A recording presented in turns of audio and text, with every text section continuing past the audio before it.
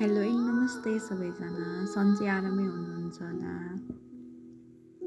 म चाहिँ अम्बिका थापा अनि आजभोलि मैले चाहिँ यसो कविताहरू लेख्ने गरेको छु कि आजभोलि नै पहिल्यैदेखि लेख्थेँ भनौँ न।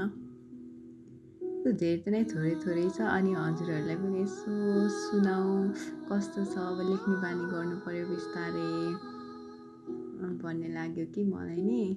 अनि एउटा कविता लेखेको छु अनि भनिदिनु है त कस्तो भएको छ। मेरो कविताको शीर्षक छ रात। रात पनि अचम्मको छ है भन्दै मेरो मन खुसी हुँदैछ, किनकि दिनभरिको थकान अब बल्ल मेट्न पाउँदैछ। तर एकपल्ट सोच्छ, साँच्चै सबैले थकान रातमै मेट्छन् त? फेरि आफैले प्रश्नको उत्तर गर्दै, रातमा थकान मात्र मेटिँदैन, रातले कैयौँ जिन्दगीलाई डरमा पनि राखेको छ। शिरमा छानो नहुनेको लागि प्रत्येक रात कठिन बनेको छ। घर फर्किँदै गर्दा ढिला भएको एउटा चेलीको अस्तित्व लुटेको छ।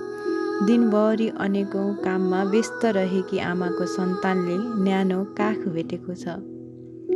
रातमा मरेको लासले भोलिको बिहानी खोज्दैछ।